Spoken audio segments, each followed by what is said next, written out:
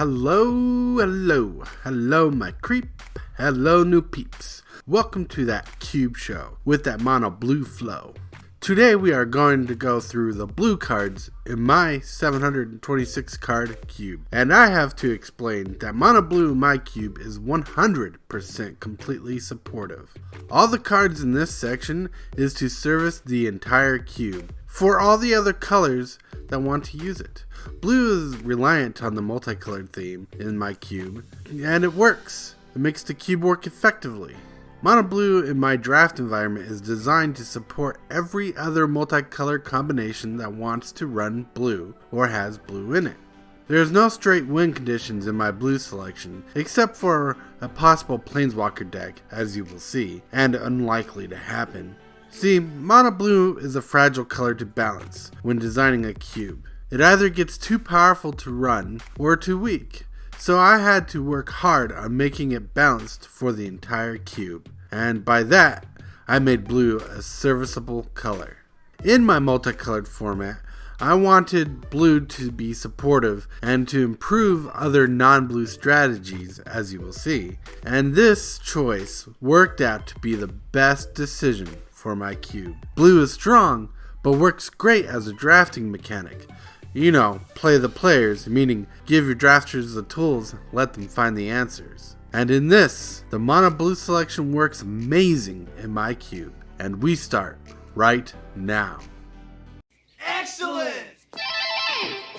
And we start with the Draw and Tutor Looter section. In here, you will feel a bit of redundancy and some monotony, as a lot of the cards are similar to the same. There are a lot of these similar one-drop cantrip draw spells, and it will even out in the end. Note, my cube is 726 cards large, one of the largest cubes you will find, so this condensed list of draw spells spread evenly across the cube and does not break the draft experience. Also, a lot of these cards support different strategies as well as non-creature synergies. We start with the one tutor in blue, Mystical Tutor, for its amazing effect. This card is strong, but not overpowering. And we also run the card Consider for its uniqueness and graveyard support, one of the best one mana cantrips out there. We also include the classic Brainstorm for its cheap card selection. This card is just great, especially with fetch lands and ways to shuffle. We have simply the card Opt. This card is just solid, a good reprint that we needed.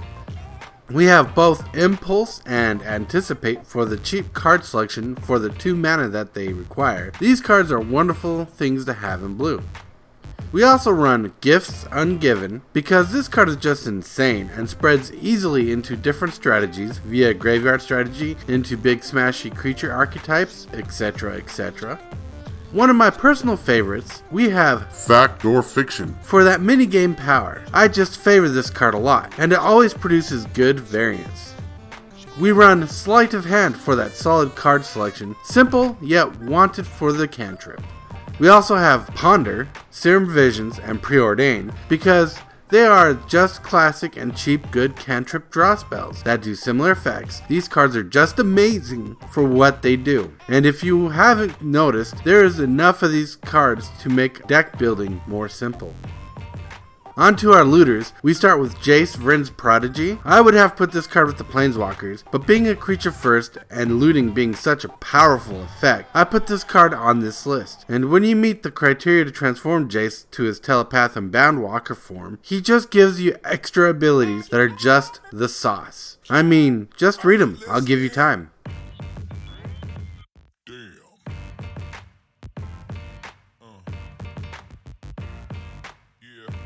Being powerful enough, he is a looter first. Then we go on to Looter Ilkor. He being one of the few creatures with shadow, he pretty much guarantees to loot you once each turn. Then we have the underrated or forgotten Thought Courier. This is one card I don't see people playing with a lot. He adds to the roster of looters, and he is the same as the classic Merfolk Looter, the one looter card that looting is named after, and that is fact. This card is simply amazing, and we end the Draw, Tutor, and Looter list with the amazing Treasure Cruise. This card is just OP for a draw spell, and one of my favorite cards for drawing cards at all, and I could not speak enough about this card. And now we must conclude our video onto the Nope Mind Control section.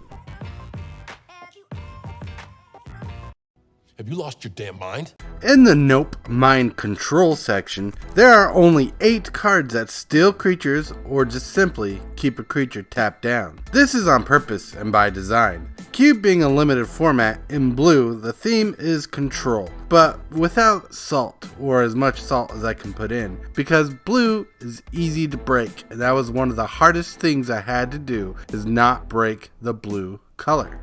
I did not want any crazy combos or some ridiculous win condition in blue for anybody. And as a sub-theme, I made mono blue to have creature control as a huge deal. So I leaned on the still control strategy more because I wanted combat to be the most obvious way to win in the cube. So I added cards like Control Magic and Mind Control as 2 classic creature control spells. These cards are very powerful in the limited format, and just by themselves can turn a game. Note that these cards are aura enchantments, but I don't include them as auras because they are removal spells, but they work in blue. And next we have the possible win condition with Corrupted Conscience. This card is my favorite. Even though I'm not a big fan of Infect, this card makes a huge impact on the game. It turns your opponent's threat into a must-target creature on your side of the board. It messes with combat math. Then we have the old school Confiscate to steal any permanent on the battlefield, from a land to a planeswalker, even a creature. I've seen this card turn games around for its heavy mana cost. I have had to include this card because it is an all-star. It seems weak, but is really powerful. And the last thief card on this list, we have Sower of Temptation. This card is just solid, as being a creature it can attack, and it steals a creature. This card offers variety to the game where it is needed, and I find it amazing. And we find ourselves onto the more control tapped synergies. Here we start with Icefall Regent. This creature taps down an opponent's creature and is harder to deal with. Then we include Dungeon Geist as a great creature control spell for only 4 mana and is great for tempo.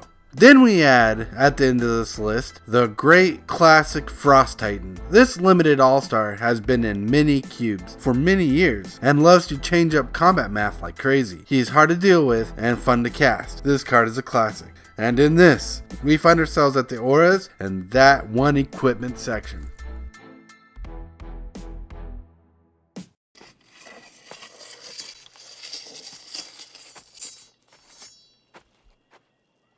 Can't fly, bite, or crow. Here in the auras and that one equipment section, these cards are meant to improve upon creatures you control. I understand that cards like Control Magic are auras, but they serve a different purpose. In this section, if you want to give Ob Nixilis the Fallen or Grave Titan a boost in power, this is the list. And we start the auras list with Aqueous Form to make a creature unblockable, and that Scry 1 effect should not be overlooked. Then we have Cartouche Knowledge to give a creature flying with a little buff, and that cantrip draw effect is just the sauce. Then we have Spectral Flight and One with the Wind as 2 cards that do the same thing. Cards like these can change combat dramatically in the limited environment. For 2 mana, a creature gets +2/+2 in flying. That is just insane. It's just really good. And the one equipment on this list, also the end of this list, we have Winged Boots. This card is pretty crazy. You should not overlook this card. This card gives a creature flying and offers protection with that Ward 4 ability. This is one of those great cards that come in those Commander Precon decks, and I think you should run this card too if you don't. And now we find ourselves at the Counterspell section of Mono Blue. Now is no time to mourn. In the counterspell section, I wanted the best counterspells. Also, I wanted counterspells that either did not completely remove a card from a game, like Memory Lapse, the first card on the list. Yes, it counters a spell, but it puts it on top of the player's library, buying you time. We also have Remand as a all-star that buys you time and cantrips a draw card. But I wanted this card because it didn't remove the card from being played again, helping games be more fair. Because there is a lot of crazy shenanigans to be had in the cube and people want to have fun. Then we have Mana Leak, which is conditional as a counterspell, wanting a player to have the opportunity to react and save their spell from being countered. Then we straight up have the classic counterspell, which is solid. See, in my cube, everybody is drafting 3 colored decks most of the time, so the power level of this card is watered down a bit to work as a fair counterspell with that 2 blue mana cost. Then we have Circular Logic, where the weakness of the card scales up in the game and works with different strategies. Then we have Dissolve, to which we know a 3 mana counterspell is fair, especially that double blue in the cost, but that scry ability is awesome. We also include Overcharged Amalgam. This counterspell is versatile. A creature with flash and that exploit cost to counter does wonders. It is balanced very well. And at the end of this list, we have Logic Knot. This card is no joke. It is extremely versatile, grows with the game, and works as a fixed counterspell overall. Plus, this old alternate frame I love personally, and works as a cool look for the card, like an expedition frame. But now, ooh baby, onto the combat tricks section. This section gets me excited. All aboard, everybody. On the combat tricks list, you will see, and if you haven't noticed yet, that Mono Blue has the least interactive spells list. This is by design. When designing my cube, I didn't want blue to steal the drafts. I know in a lot of cubes I have played before, Mono Blue tends to offer way too many powerful spells and control and whatnot, to which mine does differently. What I mean is that blue offers 2 good spells where people feel forced to draft mono blue, as where in my cube I feel that it hits the sweet spot where blue feels fair, even, and balanced. And with that being said, we start the combat tricks list with Vapor Snag. For that aggressive, 1 cost bounce spell, I chose this over Unsummon because I did not want to have 2 of these 1-drops in my cube. Then we have Disperse to deal with creatures and planeswalkers, sometimes to save your own stuff. Then we have Unexplained Disappearance, which is great for bouncing that threat and feeding your graveyard in black strategies. Then we offer Cyclonic Rift. This card is fair in the cube, because 2 mana for the bounce effect is decent, and that overload cost is a risky effect, but it is effective. I offer you this adorable Mana War. This card is great in the cube environment. I am sure that there are better cards nowadays, but I need to force that fair magic concept. Oh snaps! Talk about snarky spells. This card is more annoying than Cyclonic Rift in the cube. We have Aetherize. This is one of those cards that no one expects. Also, this card is priced cheap online. It's like a $3 card you can buy for 50 cents. Now we have an all-time favorite. This card is sometimes a game winner. We have Sleep, the classic Sleep. This classic card for sure has overturned games many times, but I cannot express how amazing it is until you've played it yourself. Then you understand the power of the card. And on top of this list, we have a favorite of my own. I show you Aether Spouts. I've been a fan of this card since it first came out. I played this card in Turbofog, Tarkir block. And I have a copy of this spell in all my blue commander decks. This card is perfect for the cube environment. A really honest combat trick, and an example of how blue can be overpowered left unchecked. And now, we go into the savory, saucy Planeswalker section of Mono Blue.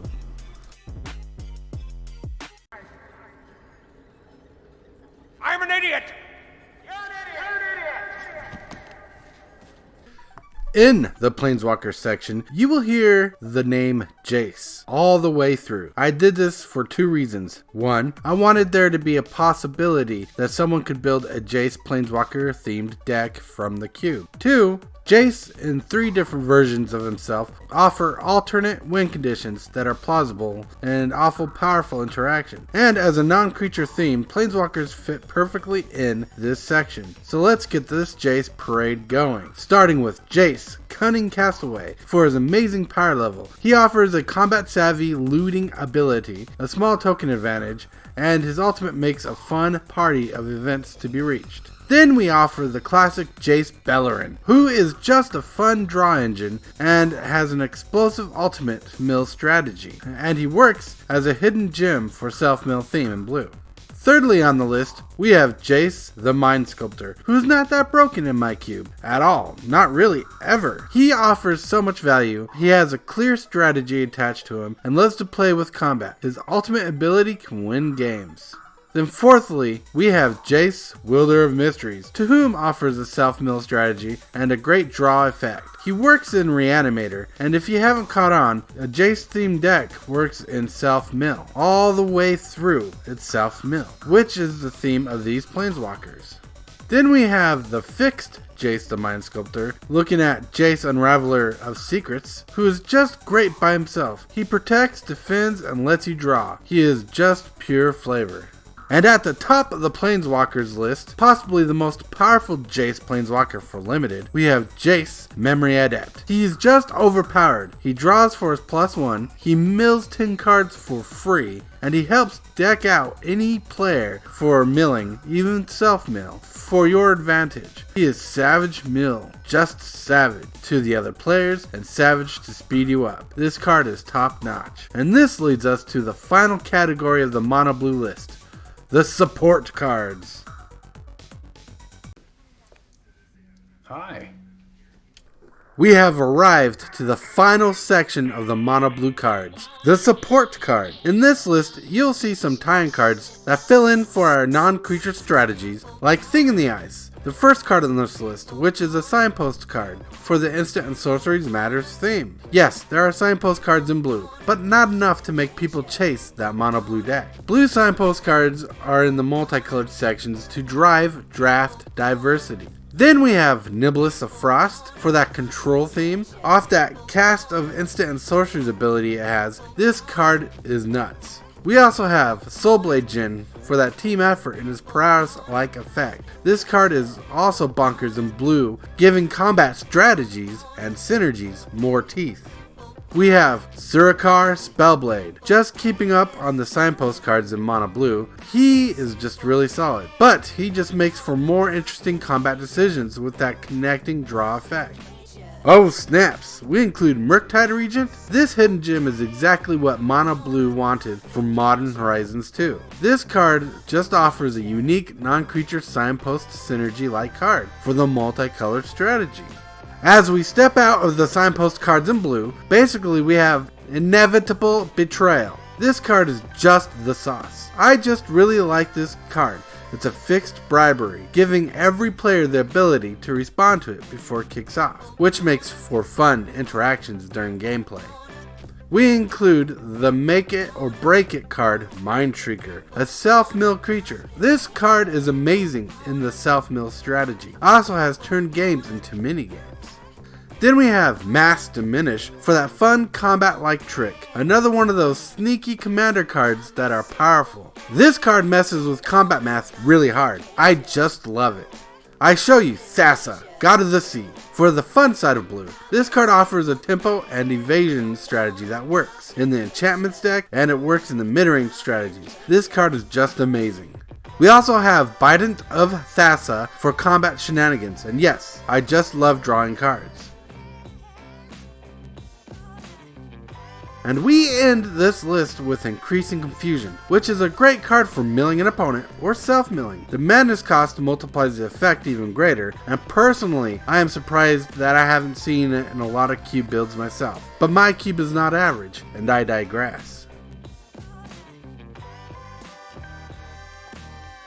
And as you look at how I have Mono Blue structured, it differs from the white cards in my cube, and justifiably so. And it has basically a safeguard for keeping away from the Mono Blue mindset. My cube is huge, so the cards you've seen mix well in the draft packs without misleading the players. Think of this method as outside the signpost format, and more in the BREAD acronym. I have purposely gave people the basic tools they need for blue with its powerful support, and lended them the tools needed for the players to think as good support cards. They have the draw cards, the control and the removal, and they also have the evasion they want, thusly enforcing players to rely on the multicolored format in a multicolored cube to build the non-monocolored decks they want. This works perfect for the draft experience. I think I've honed this down very well. So in this, Thank you for watching today's video. If you like today's video, give it a like. Want to be part of my creep? Hit that subscribe button like it owes you money. And don't forget to grab that notification bell as well. And my next video in the series is going to cover the mono black cards in my cube. And until then, have fun drafting.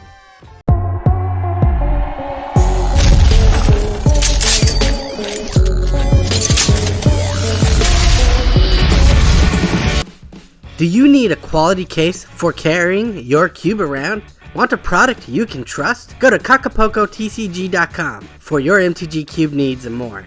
They have high quality cube gaming carrying cases at affordable prices. I've had my own case for more than 5 years now, and man, I can't express my confidence more than just making a non-sponsored commercial for this company. You don't need to be paid or sponsored to shill for high quality products like these, so go and check out CacapocotCG now. And be amazed and rest assured you're in good hands.